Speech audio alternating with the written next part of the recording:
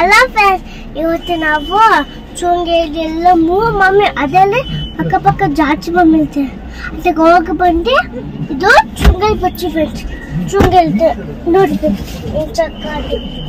ಕುಚ್ಚಬೇಕು, ಇದು ಕುಚ್ಚೋದು, ಈ ಟಾಸ್ ಮಾಡಬೇಕಂದ್ರೆ ಬಂತು ಹಿಂಗೆ. ಆಮೇಲೆ ನೋಡಿ ಫ್ರೆಂಡ್ಸ್, ಹಿಂಗೆ ಕೀಳ್ಬೇಕು, ಕೀನು ಮಿಟ್ಟು ಕೀಳ್ತಾ ಮತ್ತು ಬೇರೆ ಕುಚ್ಚೋದು. ಮತ್ತೆ ಇಲ್ಲ ಆಮೇಲೆ ಉಂಟು ಇರುತ್ತೆ, ಎಲ್ಲ ಕಡೆ ಇರುತ್ತೆ.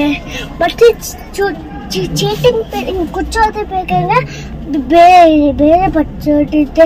ಈ ಥರನೇ ಚೀಪಿಂಗ್ ಬೇಕಂದ್ರೆ ಚೀಪಿಂಗ್ ಬಚ್ಚೆ ಬೀಳುತ್ತೆ. ಹಂಗೆ ಕುಚ್ಚಬೇಕು, ಹಂಗೆ ಕುಚ್ಚಕ್ಕೆ ಹಾಕಿದ್ರೆ ತಾಚುವಾಗ ಅದು ಚಡ್ಡು ತಾಚು ಕುಚ್ಚಿ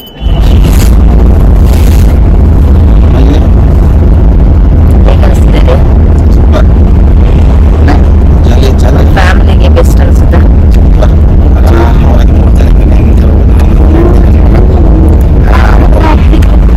ಬ್ಯಾಂಕ್ಗೆ ಇಲ್ಲಿ ಸ್ಟೋರೇಜ್ಗೆ ಅಂತ ಜಾಗ ಕೊಟ್ಟಿದ್ದಾರೆ.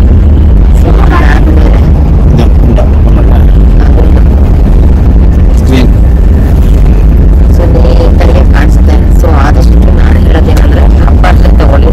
ಸೊ ಲೋಯರ್ ತಗೊಂಡ್ರೆ ರೋಡ್ ನೋಡ್ಬೋದು ಅಷ್ಟೇ, ಒಂದು ಬೇರೆ ಏನೂ ಇಲ್ಲ. ಬಟ್ ಅಪಾರ್ಟ್ ತಗೊಂಡ್ರೆ ಸೊ ಬೆಸ್ಟು. ಸೊ ನಾವಿವತ್ತು ಹೋಗ್ತಾ ಇರೋದು ಶೃಂಗೇರಿಗೆ. ಸೊ ಎಲ್ಲರೂ ಕೂಡ ಹ್ಯಾಪಿ ಜರ್ನಿ ಹೇಳಿ.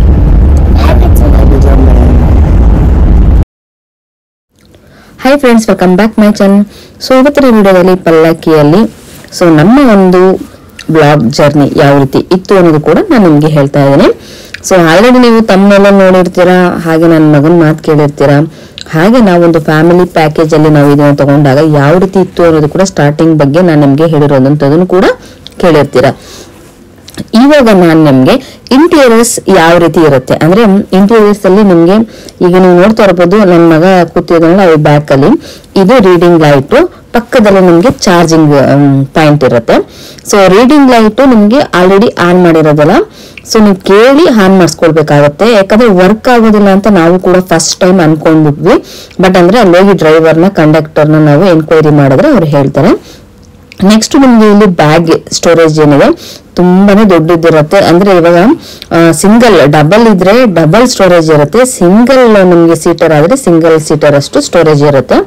ಸೊ ಹಾಗೆ ಇನ್ನು ಸೀಟ್ ಕಡೆ ನೀವು ನೋಡೋದಾದ್ರೆ ತುಂಬಾ ಕಂಫರ್ಟಬಲ್ ಆಗಿರುತ್ತೆ. ಸೊ ವೆದರ್ ನೋಡಿ ತಕ್ಕ ಹಾಗೆ ನೀವು ಬೆಡ್ಶೀಟ್ ನ ಹಾಕೊಳ್ಬೇಕಾ ಇಲ್ವಾ ಅನ್ನೋದು. ಬಟ್ ಪಿಲ್ಲೋ ಇರುತ್ತೆ ನಿಮ್ಗೆ, ಬೆಡ್ಶೀಟ್ ನ ಯಾವುದೇ ಕಾರಣಕ್ಕೂ ಕೂಡ ಕೊಡೋದಿಲ್ಲ ಅವರು. ಇಷ್ಟು ನಿಮ್ಗೆ ಇಂಟೀರಿಯರ್ ಅಲ್ಲಿ ಇರುವಂತದ್ದು. ಹಾಗೆ ನಿಮ್ಗೆ ಸ್ಕ್ರೀನ್ಗಳು ನಿಮ್ಗೆ ವಿಂಡೋಗೂ ಇರುತ್ತೆ, ಹಾಗೆ ನಿಮ್ಗೆ ಈ ಕಡೆ ಅಪೋಸಿಟ್ ಅಲ್ಲಿ ಅಂದ್ರೆ ಎರಡು ಕಡೆನೂ ಕೂಡ ನಿಮ್ಗೆ ಸ್ಕ್ರೀನ್ ಇರುತ್ತೆ. ಹಾಗಾಗಿ ನಿಮ್ಗೊಂದು ಫ್ಯಾಮಿಲಿಗೆ ಸೊ ಯಾವುದೇ ರೀತಿಯಾದಂತ ಡಿಸ್ಟರ್ಬೆನ್ಸ್ ಇರೋದಿಲ್ಲ. ಇವತ್ತು ನಾವು ಹೋಗ್ತಾ ಇರೋದು ಮೆಜೆಸ್ಟಿಕ್ ಇಂದ ಶೃಂಗೇರಿಗೆ. So Guruguntepalya on the way road ಆಗಿರುತ್ತೆ. ಇಲ್ಲಿ ನಿಮ್ಗೆ ಸ್ವಲ್ಪ ಟ್ರಾಫಿಕ್ ಇರೋದ್ರಿಂದ ಸೊ 9 o'clockಗೆ ಒಟ್ಟಿರುವಂತ ಬಸ್ ಇದು. ಆಲ್ಮೋಸ್ಟ್ ನಿಮಗೆ ಒಂದು ಹೈವೇಗೆ ಬರೋ ಅಷ್ಟರಲ್ಲಿ 1 hour ಆಗ್ಬಿಡುತ್ತೆ. ಸೊ ಟ್ರಾಫಿಕ್ ಇರೋದ್ರಿಂದ ಸೊ ಆದಷ್ಟು ಟ್ರಾಫಿಕ್ ಅಲ್ಲಿ ನೀವು ಅಂತ ಏನು ನೋಡುವಂತದಿರಲ್ಲ. ಬಟ್ ಅಂದ್ರೆ ಟ್ರಾಫಿಕ್ ಯಾವ ರೀತಿ ಇರುತ್ತೆ ಎಲ್ಲಾನು ಕೂಡ ನೀವು ಒಂದು ಅಪ್ಪರ್ ಪ್ಲೇಸ್ ಅಲ್ಲಿ ಕುತ್ಕೊಂಡ್ರೆ ವ್ಯೂಸ್ ಪಾಯಿಂಟ್ ಗಳು ಮಾತ್ರ ತುಂಬಾನೇ ಚೆನ್ನಾಗಿರುತ್ತೆ. ಈಗ ನಾವು ಗೊರಗುಂಟೆಪಾಳ್ಯದಿಂದ ರೀಚ್ ಆದ್ಮೇಲೆ ಇವಾಗ ನೀವು ನೋಡ್ತಾ ಇದ್ರಲ್ಲ, ಸೊ ಇವಾಗ ನಾವು ಹೈವೇಲಿ ಹೋಗ್ತಾ ಇದೀವಿ. ಸೊ ಹೈವೇಲಿ ನಮ್ಗೆ ತುಂಬಾನೇ ಒಳ್ಳೆ ಕಂಫರ್ಟಬಲ್ ಫೀಲ್ ಆಗ್ಬಿಡತ್ತೆ. ನಾವು ಈ ಟೈಮಲ್ಲಿ ಏನು ನಾವು ರಾತ್ರಿ ಊಟ ಮಾಡ್ಕೋಬೇಕಾಗಿತ್ತು, ಸೊ ಅದನ್ನೇ ಬಸ್ಸಲ್ಲಿ ನಾವು ಊಟ ಮಾಡ್ಕೊಂಡ್ವಿ. ಸೊ ಒಳ್ಳೆ ಎಕ್ಸ್ಪೀರಿಯನ್ಸ್. ಮತ್ತೆ ನಿಮ್ಗೆ ಮೆಜೆಸ್ಟಿಕ್ ಅಲ್ಲಿ ನೀವು ಟರ್ಮಿನಲ್ 2A ದಲ್ಲಿ ಹೋದ್ರೆ ಕದಂಬದಲ್ಲಿ ನಿಮ್ಗೆ ಒಂದು ಒಳ್ಳೆ ಊಟ ಸಿಗುತ್ತೆ. ನಾವು ಇಡ್ಲಿ ತಗೊಂಡ್ವಿ, ದೋಸೆ ತಗೊಂಡ್ವಿ, ಬೆಸ್ಟ್ ಅಂತ ಅನಿಸ್ತು ನಮ್ಗಂತೂ. ರೀಸನಬಲ್ ಪ್ರೈಸ್ ಇದೆ, ಮತ್ತೆ ಏನು ನಿಮ್ಗೆ ತುಂಬಾ ಜಾಸ್ತಿ ಅಂತ ಅನ್ಸೋದು ಇಲ್ಲ. ತುಂಬಾ ಒಳ್ಳೆ ಪ್ರೈಸಸ್ ಇತ್ತು.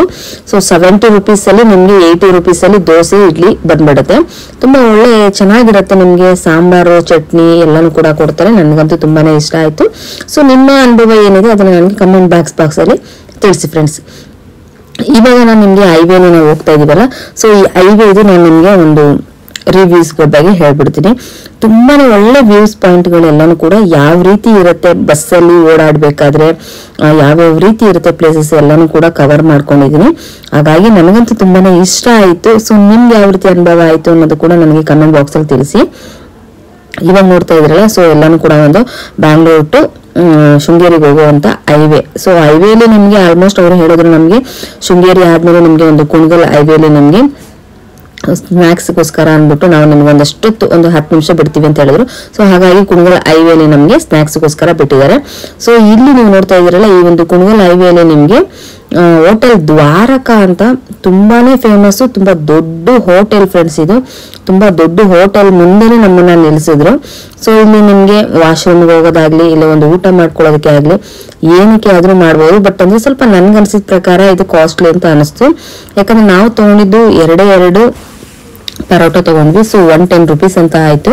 So okay, no problem. ಯಾಕಂದ್ರೆ ಬಸ್ ಎಲ್ಲಿ ನಿಲ್ಲಿಸ್ತಾರೆ, ಸೊ ಅಲ್ಲೇ ನಾವು ಸ್ನಾಕ್ಸ್ ಗಳನ್ನೇನಾದ್ರು ತಗೊಳ್ಬೇಕಾಗುತ್ತೆ.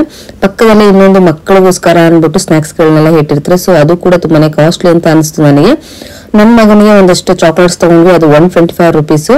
ಸ್ಮಾಲ್ ಚಾಕ್ಲೇಟ್ಸ್ ಇತ್ತು, ಅದು 125 rupees ಅಂತ ಹೇಳಿದ್ರು. ಬಟ್ ಕಾಸ್ಟ್ಲಿ ಇದೆ. ಬಟ್ ಇರೋ ಜಾಗ ಮಾತ್ರ ತುಂಬಾ ಹೈಜೆನಿಕ್ ಆಗಿತ್ತು, ನೋಡೋದಕ್ಕೂ ತುಂಬಾನೇ ಖುಷಿ ಆಗುತ್ತೆ. ಹಾಗೆ ನಾವು ಮತ್ತೆ ಎಂಟ್ರಿ ಆದ್ವಿ ಬಸ್ ಒಳಗಡೆ. ಸೊ ಆ ಟೈಮಲ್ಲಿ ಪೂರ್ತಿಯಾಗಿ ನೋಡಿ ಈ ತರ ಕಂಫರ್ಟಬಲ್ ಆಗಿ ನಿಮ್ಗೆ ಫುಲ್ ಫ್ಯಾಮಿಲಿ ನೀವು ಸ್ಕ್ರೀನ್ ಹಾಕೊಂಡು ಕೂಡ ಮಲ್ಕೊಂಡ್ಬಿಡ್ಬೋದು. ಬಟ್ ಗಾರ್ಡ್ ಸೆಕ್ಷನ್ ಬಂದಾಗ ಸೊ ನಿಮ್ಗೆ ಅನ್ಕಂಫರ್ಟಬಲ್ ಫೀಲ್ ಆಗುತ್ತೆ. ಯಾಕೆ ಅಂದ್ರೆ ಆ ಟೈಮಲ್ಲಿ ನಿಮ್ಗೆ ಗಾರ್ಡ್ ಸೆಕ್ಷನ್ ಯಾವ ರೀತಿ ಅವರು ಡ್ರೈವಿಂಗ್ ಮಾಡ್ತಾರೋ, ಸೊ ಆ ರೀತಿ ಆ ಜಾಗಕ್ಕೆ ನೀವು ವಾರ್ಕೊಳ್ತೀರಾ. ಅಂದ್ರೆ ಸೈಡ್ಗೆ ನೀವು ಬಂದ್ಬಿಡ್ತೀರಾ. ಲೆಫ್ಟ್ ಹ್ಯಾಂಡ್ ಸೈಡ್ ಬಂದ್ರೆ ಲೆಫ್ಟ್ ಹ್ಯಾಂಡ್ ಸೈಡ್ಗೆ ಫ್ಯಾಮಿಲಿ ಪೂರ್ತಿ ಬಂದ್ಬಿಡ್ತೀರಾ, ರೈಟ್ ಹ್ಯಾಂಡ್ ಸೈಡ್ ಬಂದ್ರೆ ರೈಟ್ ಹ್ಯಾಂಡ್ ಸೈಡ್ ಬಂದ್ಬಿಡ್ತೀರಾ. ಅದು ಬಿಟ್ರೆ ನಿಮ್ಗೆ ಸ್ಲೀಪರ್ KSRTC ಬಸ್ ಅಲ್ಲಿ ತುಂಬಾ ಒಳ್ಳೆ ಎಕ್ಸ್ಪೀರಿಯನ್ಸ್ ಅಂತಾನೆ ನಾನು ನಿಮ್ಗೆ ಹೇಳ್ತೀನಿ. ಸೊ ಎಲ್ರಿಗೂ ಕೂಡ ನಾನು ಹೇಳೋದೇನಂದ್ರೆ, ಸೊ KSRTC ಒಂದ್ಸರಿ ನೀವು ಕೂಡ ಟ್ರೈ ಮಾಡಿ. ಬಾಯ್.